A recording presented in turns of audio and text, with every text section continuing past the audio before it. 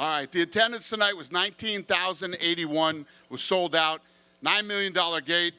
The fight of the night, Yuri versus Roundtree. Performance of the night goes to Yuri, Pereira, and Pyfer.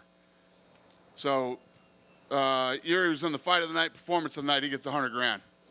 The other guys get 50. What's up, boys? Dan right here. Hi. We got to start with the main event. I mean, Pereira was obviously one of the biggest stars in the sport, but after a performance like that, it just seems like he could really be the face of this organization at this point. Yeah, you know, people love him. People love the way he fights, and can't be bummed out with the way he performed this evening. So He seemed to tease that maybe he was going to call for a John Jones fight, but then kind of pulled it back after, learning about Arthur. Is him going to heavyweight something you would entertain at this point? So today I was at work and I had a bunch of meetings over there this afternoon, and I went over to the PI, and he was over in the PI. And I'm like, well, you're the last guy I expected to see here today. What are you doing here? And they're telling me, we want to fight at heavyweight. I said, how about we win tonight and focus on tonight, and then we could talk about, heavyweight. And I don't know. I don't know. There's still fights here in this division, but we'll see. I mean, this guy has been an absolute stud for us. He's on vacation in Australia, flies over and fights because, somebody fell out. He fights when he's hurt. He doesn't care. He wants to fight everybody. He wants to move up to heavyweight. He's a dream to have in this organization.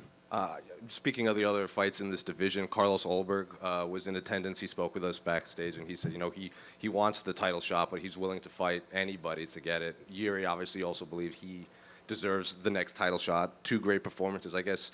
Is that a Tuesday conversation, or do you already kind of know what's next for those? Yeah, I think there's a lot of things to talk about on Tuesday after tonight. Yeah. And what did you make of Merab's performance? Pretty impressive against Corey. So I found Merab on looking for a fight, and literally Matt Serra told me that night, this guy's going to be one of your greatest champions ever. It took me a while to see it, and a lot of other people, I think. Everybody always doubts him.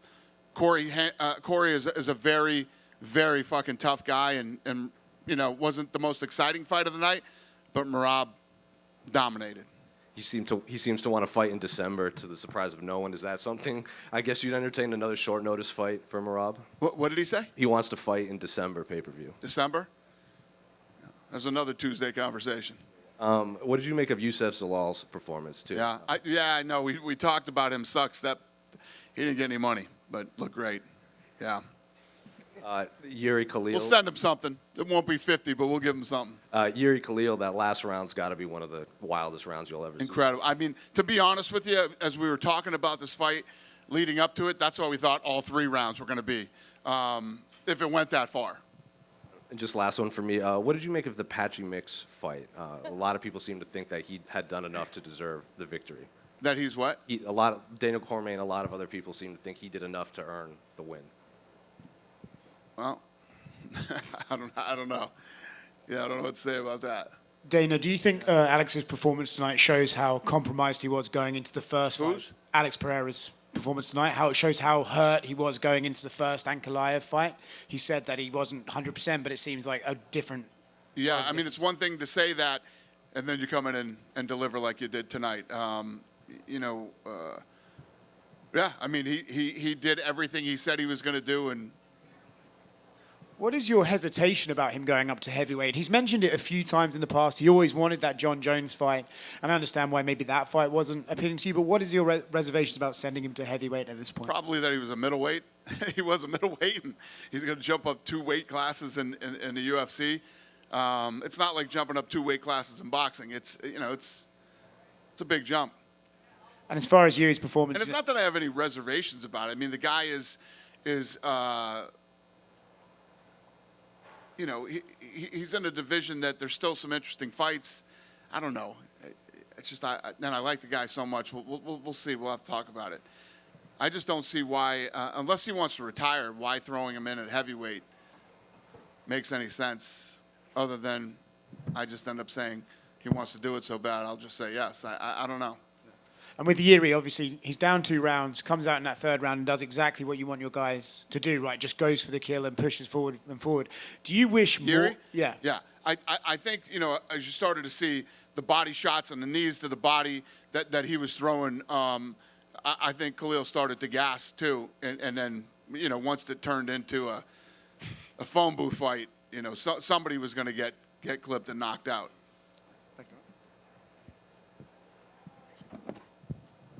Right here.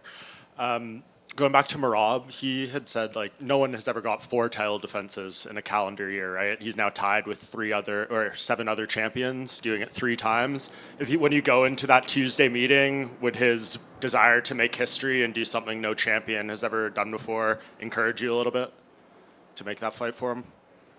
I don't know. What are you asking me? He wants to make a 4th title defense in a year, which has never been done before. Yeah, got it. 8 Okay. guys have done it 3 times, and he said he wants it to be like a I personal love guys that favorite. want to fight all the time, especially if they're world champions. Yeah. Yeah, I love it. I misunderstood the question. Okay. What were you saying to Joe Pyfer when he walked out of the cage after his win? So, Sean and Mick and I were texting during the fight, and I said, "Why the fuck is he going for a takedown?" And Sean said, "I don't think he has a choice." And then we were going back and forth. During these fights, we act like we're fucking cornermen or something. Like we know what we're talking about. So we're going back and forth about the fight. And Pyfer's win tonight was a huge win for him. They were telling me that he was the favorite tonight.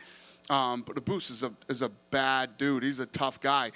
And it was funny because when he finished the fight, he ran over and started screaming at Mick and Sean. And I don't know what he was yelling about or what he was saying.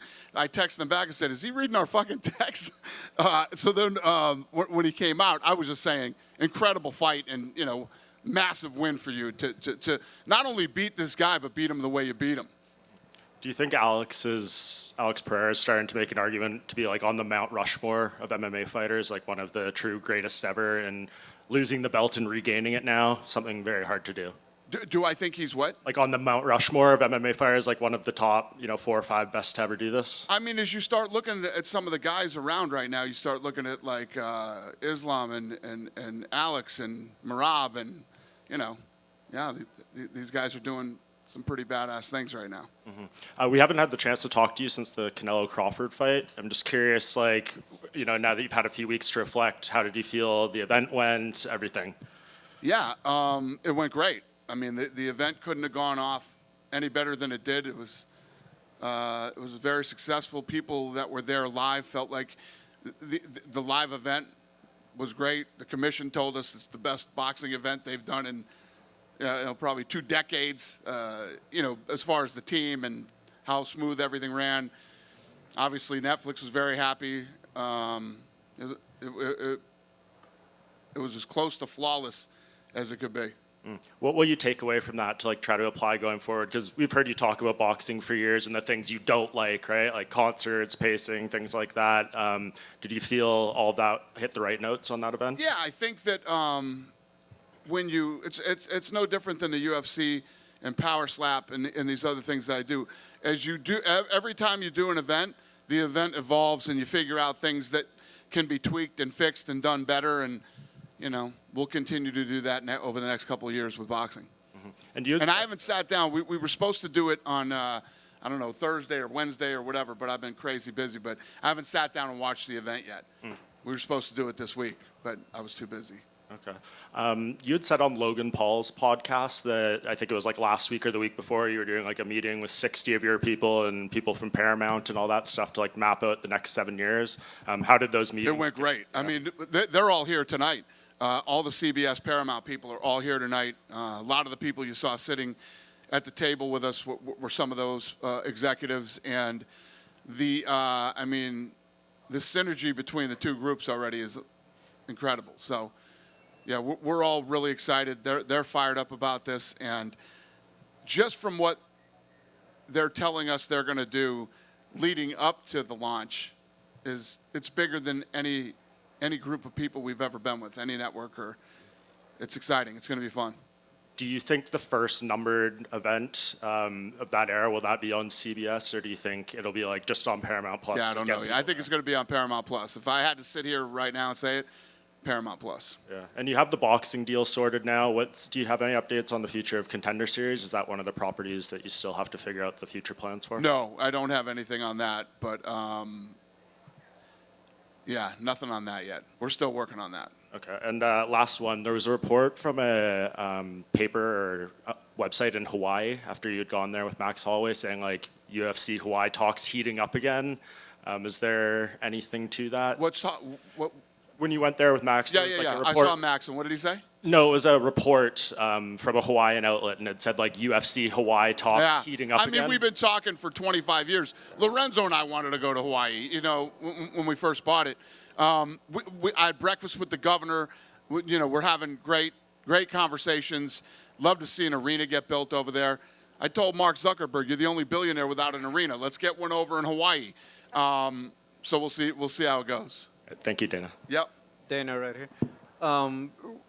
You see, bantamweight might be one of the most competitive divisions for a long time in the UFC. When you see a guy like Merab doing what he's doing, is it easy to say that he might be the best bantamweight champion Absolutely. the UFC has ever had? And then secondly, to be the first one to bring it up, Conor McGregor at the White House, feels like every other day he's, you know, making some public comments saying he's negotiating directly with the White House about getting the fight.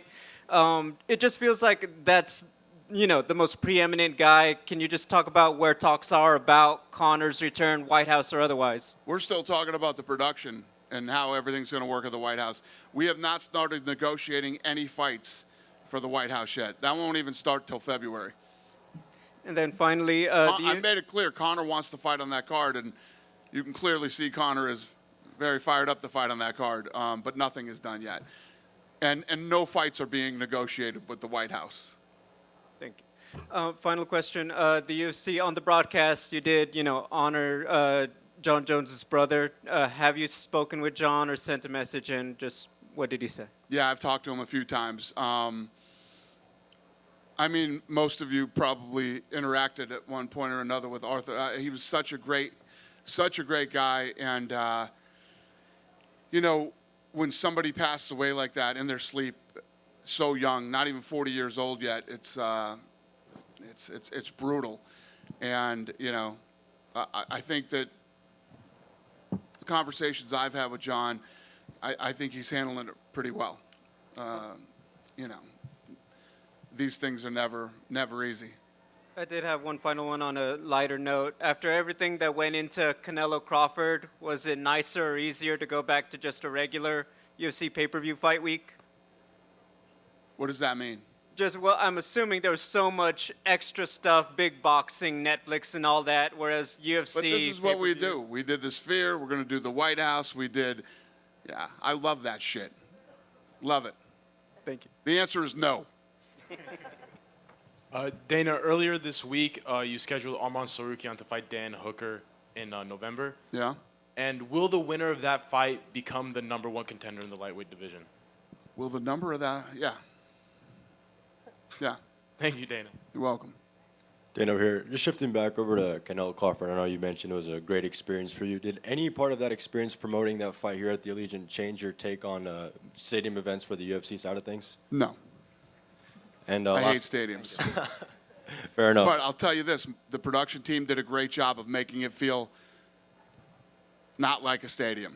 The live event and especially I got a lot of good feedback from people who were there and people who are regular fans of boxing and go to boxing events. So we got a lot of good feedback from it. And like I was telling him earlier, you know, we'll just get better and better and better every time we do it.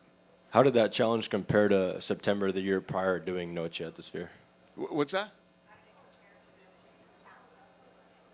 You know, they're all different in their own ways.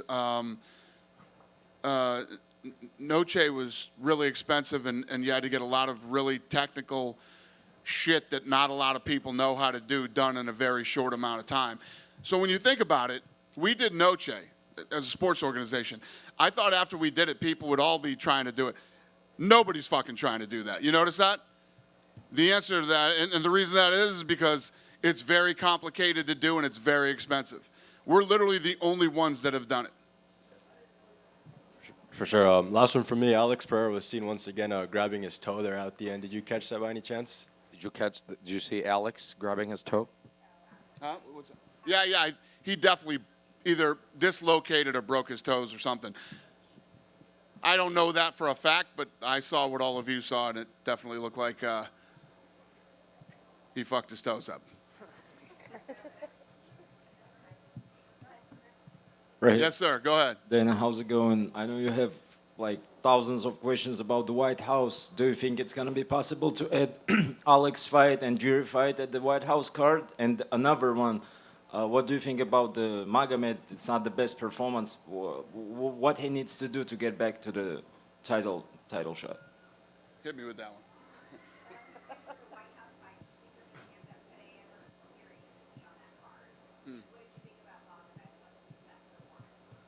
Wasn't his best performance? I agree with you, sir.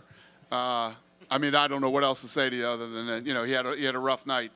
And then I think that, so if you look at what we're looking down the barrel of right now, we're about to go on a new network on Paramount, and we need to deliver a massive, incredible card in January.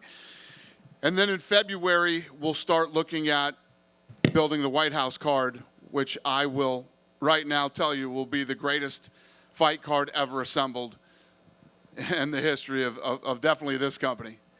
So I don't know if I answered your questions, but. So we can expect Alex and jury fight in the White House card, right? Sure. Run that. That's your headline, yeah. That's what I said. Dana, there's been a lot of European stars rising in the UFC. Could we see the UFC going back to a Scandinavian country next year, perhaps like Sweden? Go back to Sweden? Yes. Yeah, I mean, we could end up anywhere next year. But yes, I mean, Sweden was we always had a great time over there. The events would sell out, and the energy was great. Obviously, very educated fans.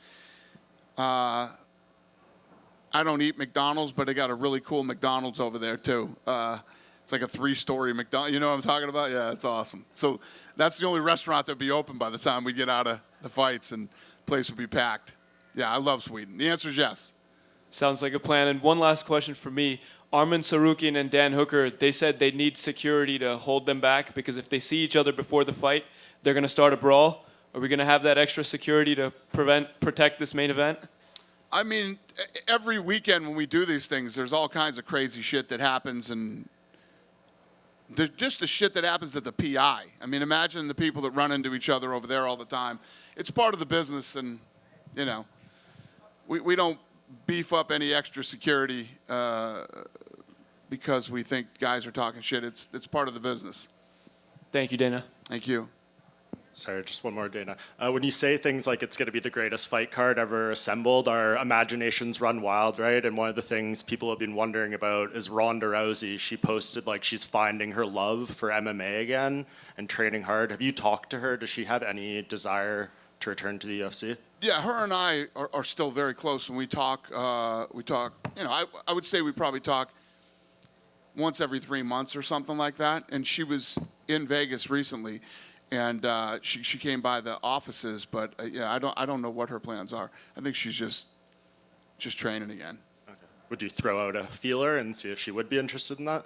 No, I mean, she just had 3 babies, and she's in a whole nother place in her life. But I will say this, she just had another baby, and she's in great shape right now. I mean, she's friggin' ripped like she used to be. So I don't know. Thank you. Yep. Good. Thanks, guys. Have a great night.